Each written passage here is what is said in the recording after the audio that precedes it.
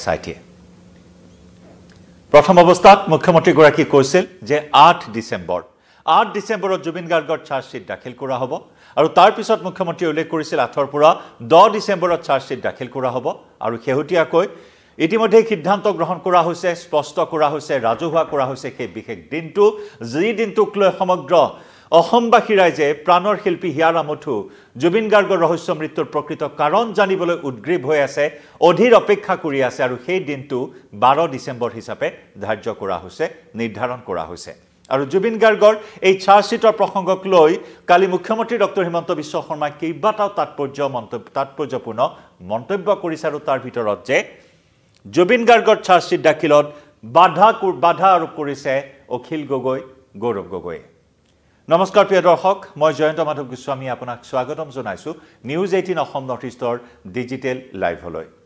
8 ডিচেম্বৰ বিশেষভাৱে চৰ্চা চলি আছিল 8 ডিচেম্বৰক লৈ পিছে এই 8 ডিচেম্বৰৰ পৰিৱৰ্তে এতিয়া 12 ডিচেম্বৰতে জুবিন গাৰ্গৰ ৰহস্য মৃত্যুৰ চাৰ্জশ্বিট দাখিল কৰিব SIT আজি 8 ডিচেম্বৰৰ দিনটোত আমেৰিকাৰ পপ তাৰকা পোষ্ট মেলনৰ বিশেষ সংগীতানুষ্ঠান এই সংগীতানুষ্ঠানক লৈ বিভিন্ন ধৰণৰ চৰ্চা চলি আছে সংগীতানুষ্ঠানক লৈ বিভিন্ন ধৰণৰ সমালোচনা কৰি আছে বিভিন্নজনে 8 ডিচেম্বৰত জুবিন গাৰ্গৰ চাৰ্জশ্বিট দাখিল কৰাটো বেছি প্ৰয়োজনীয় আছিল বুলি বিভিন্নজনে মত পোষণ কৰি আহিছে সামাজিক মাধ্যমতো এই বিষয়টোক লৈ প্ৰতিক্ৰিয়া অব্যাহত আছে আৰু আজি এই 8 ডিচেম্বৰত পোষ্ট মেলনৰ এই সংগীতানুষ্ঠানৰ পূৰ্বে কালি মুখ্যমন্ত্ৰী ডক্টৰ হিমন্ত বিশ্ব শৰ্মাই কেবিনেটত কেইবাটা গুৰুত্বপূৰ্ণ সিদ্ধান্ত গ্ৰহণ কৰিছে আৰু সেই প্ৰসংগতে কেবিনেটৰ সিদ্ধান্তসমূহ সংবাদ মাধ্যমৰ সন্মুখত প্ৰকাশ কৰাৰ সময়ত বা সংবাদ মাধ্যমক সম্বোধন কৰাৰ সময়ত মুখ্যমন্ত্ৰীগৰাকীয়ে জুবিন গাৰ্গৰ চাৰ্জশ্বিটক লৈ বা জুবিন গাৰ্গৰ মৃত্যুক লৈ বহুকেইটা গুৰুত্বপূৰ্ণ মন্তব্য কৰিছে বিশেষকৈ জুবিন গাৰ্গৰ সিনেমা অন্তিমখন সিনেমা ৰৈ ৰৈ বিনালে তেওঁ কিয় চোৱা নাই সেয়াও জনাইছে একেদৰে ৰৈ ৰৈ বিনালেৰ সময়ত জুবিন গাৰ্গৰ যিসমূহ সাগৰৰ দৃশ্যগ্ৰহণৰ মুহূৰ্ত সেই সন্দৰ্ভত প্ৰতিক্ৰিয়া প্ৰকাশ কৰিছে নেমকেয়াৰ হাস্পতালৰ চিকিৎসকৰ পৰামৰ্শৰ উদ্ধৃতি দাঙি ধৰি মুখ্যমন্ত্ৰীগৰাকীয়ে প্ৰশ্ন কৰিছে যে যি সময়ত জুবিন গাৰ্গক জুই আৰু পানীৰ পৰা আঁতৰি থাকিবলৈ চিকিৎসকে পৰামৰ্শ দিছে তেনেস্থলত ৰৈ ৰৈ বিনালেৰ দৃশ্যগ্ৰহণৰ সময়ছোৱাত সাগৰলৈ কিয় যাবলৈ দিয়া হ'ল জুবিন গাৰ্গক এনে ধৰণৰ প্ৰশ্নতে অৱতাৰণা কৰিছে একে সময়তে এই চাৰ্জশ্বিটৰ প্ৰসংগত গুৰুত্বপূৰ্ণ মন্তব্য কৰিলে মুখ্যমন্ত্ৰী ডক্টৰ হিমন্ত বিশ্ব শৰ্মাই শেহতীয়াকৈ আমি প্ৰসংগক্ৰমে উল্লেখ কৰিব লাগিব বিধানসভাৰ শীতকালীন অধিৱেশন এই 5 দিনীয়া শীতকালীন অধিৱেশনৰ প্ৰথমটো দিনতে জুবিন গাৰ্গৰ ৰহস্য মৃত্যুৰ সম্পৰ্কত বিৰোধীয়ে যি প্ৰস্তাৱ আনিছিল বিশেষ আলোচনাৰ বাবে অধ্যক্ষৰ ওচৰত প্ৰস্তাৱ দিছিল আৰু সেই প্ৰস্তাৱত শাসক বিৰোধী সকলে সহমতত উপনীত হৈ প্ৰথমবাৰৰ বাবে ইতিহাস সৃষ্টি কৰি বিৰোধীয়ে অনা প্ৰস্তাৱত জুবিন গাৰ্গৰ ৰহস্য মৃত্যুৰ সম্পৰ্কত শাসকীয় পক্ষই আলোচনা কৰাত সন্মতি প্ৰদান কৰি কেইবা ঘণ্টা ধৰি জুবিন গাৰ্গৰ ৰহস্য মৃত্যুৰ ওপৰত আলোচনা কৰিছিল আৰু সেই প্ৰথম দিনটোত শীতকালীন অধিৱেশনৰ প্ৰথম দিনটোতো যথেষ্ট সৰব হৈ পৰিছিল শিৱসাগৰৰ বিধায়ক অখিল গগৈ বিৰোধী দলপতি দেৱব্ৰত শইকীয়াৰ পৰা আৰম্ভ কৰি বিভিন্নজনে জুবিন গাৰ্গৰ ৰহস্য মৃত্যুৰ ক্ষেত্ৰত যিসমূহ দিশ তদন্তৰ আওতালৈ আহিব লাগিছিল সেই দিশসমূহ তদন্তৰ আওতালৈ অনা হোৱা নাই কিয় অনা হোৱা নাই সেই প্ৰশ্ন উত্থাপন কৰিছিল জুবিন গাৰ্গৰ ৰহস্য মৃত্যুত কৰবাত ৰাজনৈতিক গোন্ধ আছে নেকি ৰাজনৈতিক ষড়যন্ত্ৰ আছে নেকি জুবিন গাৰ্গৰ ৰহস্য মৃত্যু কৰবাত পলিটিক্যাল মাৰ্ডাৰ নেকি এনে ধৰণৰ বিভিন্ন প্ৰশ্ন উত্থাপন কৰিছিল বিৰোধী বিধায়কে আৰু সেই প্ৰসংগতে মুখ্যমন্ত্ৰীগৰাকীয়ে বিধানসভাতো বিৰোধীক উভতি ধৰি কৈছিল যে চাৰ্জশ্বিট দাখিল কৰাত বিৰোধীয়ে বাধা দিয়াৰ এক প্ৰকাৰ চেষ্টা চলাইছে নেকি তাৰে এক কথা উল্লেখ কৰিছিল মুখ্যমন্ত্ৰী ডক্টৰ হিমন্ত বিশ্ব শৰ্মাই বিৰোধীক প্ৰশ্ন কৰিছিল যে সিদ্ধাৰ্থ শৰ্মা শ্যামকানু মহন্তই শাস্তি পোৱাটো নিবিচাৰে নেকি সঠিক দিশত তদন্ত আগবঢ়াৰ কথা উল্লেখ কৰি সদনত মুখ্যমন্ত্ৰীগৰাকী আকৌ এবাৰ স্পষ্ট কৰিছিল যে জুবিন গাৰ্গক হত্যা কৰা হৈছিল এজনে হত্যা কৰিছিল বাকি কেইজনে সহযোগ কৰিছিল এনে ধৰণৰ বিস্ফোৰক মন্তব্য কৰিছিল মুখ্যমন্ত্ৰী ডক্টৰ হিমন্ত বিশ্ব শৰ্মাই কালি কেবিনেট বৈঠকৰ অন্তত যেতিয়া সংবাদ মাধ্যমক সম্বোধন কৰিলে মুখ্যমন্ত্ৰী ডক্টৰ শৰ্মাই কালি পুনৰ সেই একেখিনি প্ৰসংগ উত্থাপন কৰিলে মুখ্যমন্ত্ৰীয়ে যে কোনোবাই শ্যামকানু মহন্ত বা সিদ্ধাৰ্থ শৰ্মাক বচাবলৈ চেষ্টা কৰিছে বিশেষকৈ অখিল গগৈ বা গৌৰৱ গগৈৰ নাম তেওঁ এক প্ৰকাৰ উল্লেখ কৰিছে বা ইংগিত দিছে অখিল গগৈ আৰু গৌৰৱ গগৈক ইংগিত দি মুখ্যমন্ত্ৰীগৰাকীয়ে কৈছে যে মুখ্যমন্ত্ৰীৰ কাৰণে আজি সম্ভৱ হৈছে শ্যাম কানু মহন্ত জেলত থকাটো বা সিদ্ধাৰ্থ শৰ্মা জেলত থকাটো তেওঁ কৈছে যে কোনোবা উপাচাৰ্য কোনোবা ডিজিপিৰ ভাতৃক জেলত ৰখাটো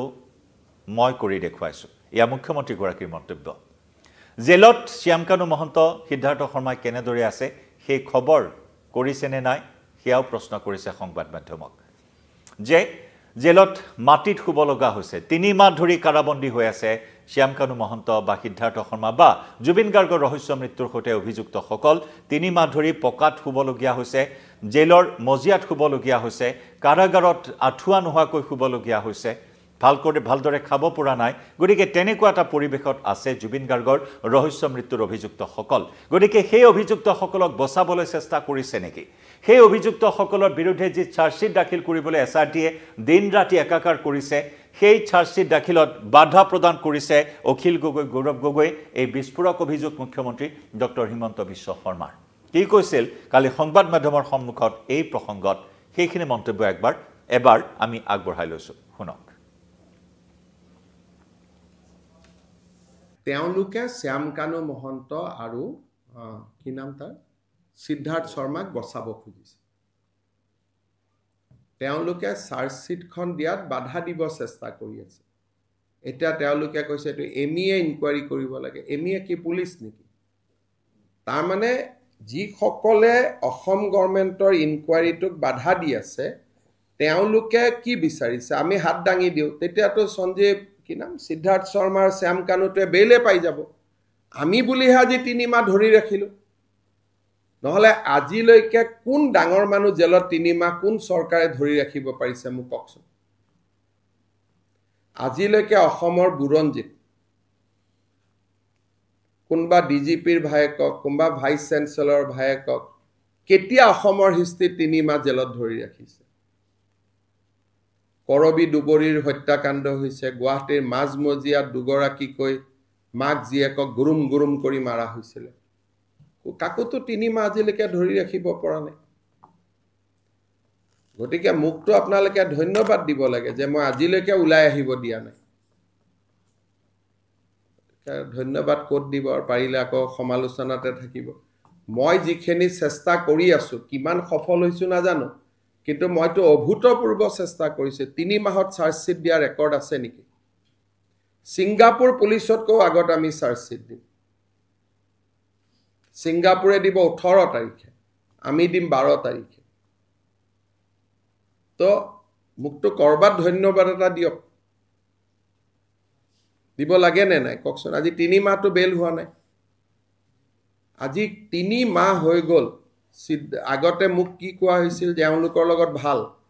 এতিয়া কোনে উলালে বাৰে ইনকুৱাৰীটো বেয়া বুলি কোনে কৈ আছে যি সকলে সিদ্ধাৰ্থ আৰু শ্যাম কানুক দোষী সাব্যস্ত হোৱাটো নিবিচাৰে প্ৰথমতে কি কৈছিল ভাল জেলত লৈ গল অতিথি খালাত লৈ গল এতিয়া আপোনালোকেটো এদিন হলেও লিখিব লাগে যে 3 মাহি মাটিত শুই আছে বুলি কোনেটো নিলিখে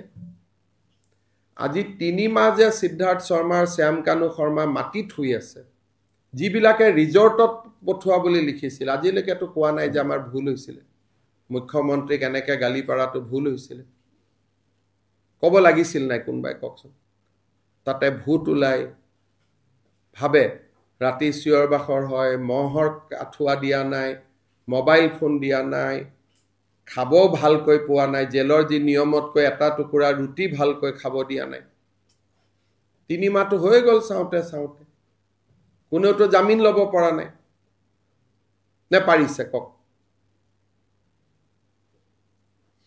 কালি মই উমৰাংশু যাওঁতে এছপি খুধিছিলো পৰখি তাতে দুটা আছে কেনেকৈ আছে বোলে ছাৰ এনেকুৱা হৈ গৈছে আপোনালোকে এটো নিলিখে জুৱাৰ দিনাখন কোনে হুলস্থুল কৰিছিল বাহিৰত হেতুটো গুটে ৰাতি ধাৰাভাষ্য দিছিল এতিয়া কোনেও নিলিখে গতিকে আপোনালোকে অলপ মোৰ ফালেও চাব যে মই কাবাৰ নিয়ম মতে হয়তো মই কৰিব পৰা নাই কিন্তু মই যিখিনি কৰিছো আগতেওতো কোনেও কৰিব পৰা নাছিল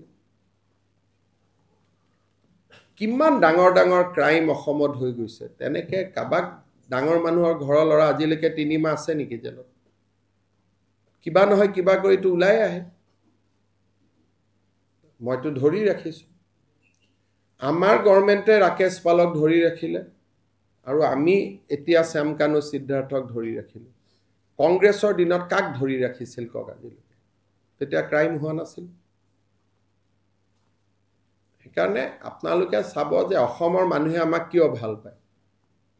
আপোনালোকে ইমান লিখাৰ পিছতো হাজাৰ হাজাৰ মানুহ আমাৰ মিটিঙত কিয় আহে কাৰণ জানে যে এওঁলোকে কামটো কৰিবই আৰু মানুহে মুখহে কৈ আছে ছাৰ ন্যায় দিব বুলি মোক কিমান বিশ্বাস কৰে আৰু আমি সেইকাৰণে 12 তাৰিখতে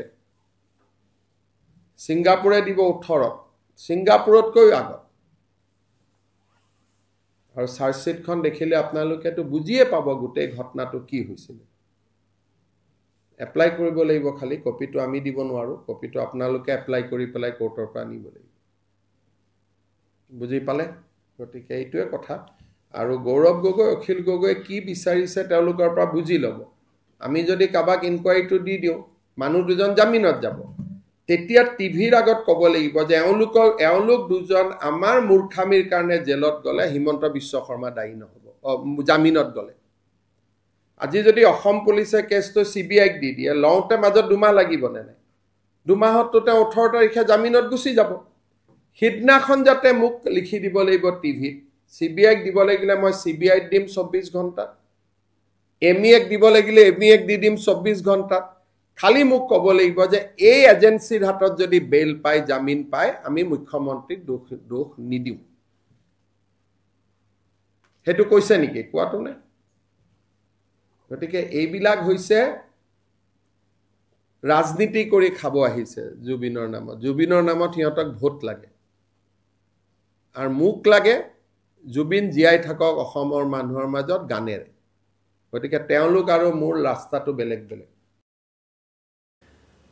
প্ৰিয় দৰ্শক হিয়া বিস্তৃত ৰূপত আপোনালোকে শুনিলে মুখ্যমন্ত্ৰীয়ে জুবিন গাৰ্গৰ ৰহস্য মৃত্যুৰ চাৰ্জশ্বিট সম্পৰ্কত কি মন্তব্য কৰিলে আৰু যি অভিযোগ উত্থাপন কৰিলে গৌৰৱ গগৈয়ে হওক অখিল গগৈয়ে হওক গৌৰৱ গগৈ বা অখিল গগৈ জুবিন গাৰ্গৰ ৰহস্য মৃত্যুৰ চাৰ্জশ্বিট দাখিলত বাধা প্ৰদান কৰিছে কাৰণ মুখ্যমন্ত্ৰী ইতিমধ্যে স্পষ্ট কৰি দিছে জুবিন গাৰ্গক হত্যা কৰা হৈছে জুবিন গাৰ্গক এজনে হত্যা কৰিছে বাকি কেজনে সহযোগ কৰিছে আৰু কেনেদৰে বাক্সা কাৰাগাৰত অভিযুক্ত সময় পাৰ কৰিছে সেই কথাও সদৰি কৰিলে মুখ্যমন্ত্ৰী ডক্টৰ হিমন্ত বিশ্ব শৰ্মাই 8 ডিসেম্বৰত পপ ষ্টাৰ পোষ্ট মেলনে সংগীতানুষ্ঠান পৰিবেশন কৰিব খানাপাৰাত মুখ্যমন্ত্ৰীয়ে সেই প্ৰসংগটো প্ৰতিক্ৰিয়া প্ৰকাশ কৰি ক'লে যে এয়া জুবিন গাৰ্গৰ ৰহস্য মৃত্যুৰ পূৰ্বৰে পৰা নিৰ্ধাৰিত এটা সূচী সংগীতৰ পৰ্যটনত এটা বিশেষ মাত্ৰা আনিবৰ বাবে এনে ধৰণৰ এটা পদক্ষেপ ৰাজ্য চৰকাৰে গ্ৰহণ কৰাৰ কথা উল্লেখ কৰে আৰু সেয়েহে এতিয়া 12 ডিসেম্বৰত জুবিন গাৰ্গৰ ৰহস্য মৃত্যু বা মুখ্যমন্ত্ৰীয়ে কোৱাৰ দৰে হত্যাকাণ্ডৰ চাৰ্জশ্বিট দাখিল কৰা হ'ব তাৰ বাবে সকলোৱে অপেক্ষা কৰি আছে কাৰণ অভিশপ্ত 19 ছেপ্টেম্বৰত কি হৈছিল অসমৰ প্ৰাণৰ শিল্পী হিয়া ৰামথু জুবিন গাৰ্গৰ সৈতে কেনেদৰে সাগৰতলিত গৈ ৰহস্য মৃত্যুক আকোৱালি ল'বলগীয়া হ'ল জুবিন গাৰ্গে সেই মুহূৰ্তখিনি অন্তিম মুহূৰ্তখিনি সেই ভিডিঅ'খিনি আজিও পোহৰলৈ নাহিল অন্তিম মুহূৰ্তখিনি কি হৈছিল শিল্পীগৰাকীৰ সৈতে কেনেদৰে পানীত বুৰ যাবলগীয়া হ'ল সেই বিষয়খিনি এতিয়াও ৰাইজে জানিবলৈ বাকি আছে জুবিন গাৰ্গৰ পত্নী গৰিমা শইকীয়া গাৰ্গেও মাজে মাজে উদ্বেগ প্ৰকাশ কৰি আহিছে সামাজিক মাধ্যমত পত্নী ডক্টৰ পামী বৰঠাকুৰে খেদ প্ৰকাশ কৰি আহিছে সময়ে সময়ে এই বিষয়টোক লৈ আৰু লগতে প্ৰত্যেকগৰাকী অসমীয়াই অপেক্ষা কৰি আছে যে কি হৈছিল অন্তিম মুহূৰ্তত প্ৰাণৰ শিল্পীগৰাকীৰ সৈতে সেই সত্যটো জানিবলৈ গতিকে 12 ডিসেম্বৰ ইতিমধ্যে এসআইটিয়ে উল্লেখ কৰিছে সেই কথা 12 ডিসেম্বৰত চাৰ্জশ্বিট দাখিল কৰা হ'ব 16 ডিসেম্বৰত ছিংগাপুৰ আৰক্ষীৰ চাৰ্জশ্বিট দাখিল হ'ব সমান্তৰালকৈ মুখ্যমন্ত্ৰীগৰাকীয়ে ইতিমধ্যে ৰাজ্যক আশ্বাস দিছে যে ফাষ্ট ট্ৰেক আদালতৰ জৰিয়তে বিচাৰ প্ৰক্ৰিয়া সম্পন্ন কৰি নিৰ্বাচনৰ পূৰ্বেই জুবিন গাৰ্গৰ হত্যাকাণ্ডৰ চূড়ান্ত ৰায় ঘোষণা কৰিব সেই আশ্বাসও প্ৰদান কৰিছে মুখ্যমন্ত্ৰী ডক্টৰ হিমন্ত বিশ্ব শৰ্মাই গতিকে অপেক্ষা এতিয়া 12 ডিসেম্বৰলৈ আৰু তাৰ পিছৰ প্ৰক্ৰিয়াখিনি কেনেদৰে আগবাঢ়ে দৃষ্টি ৰাখিব প্ৰত্যেকগৰাকী অসমীয়াই কিভাৱে প্ৰিয় দৰ্শক এই বিষয়টো জনাওক আপোনাৰ মতামত কাৰণ সোশ্যাল মিডিয়াত এতিয়া অব্যাহত আছে #জাষ্টিছ ফৰ জুবিন গাৰ্গৰ ন্যায় বিচৰা সেই আন্দোলন ডিজিটেল আন্দোলন অব্যাহত আছে সোশ্যাল মিডিয়াত লাইভৰ পৰা বিদায় লৈছো ধন্যবাদ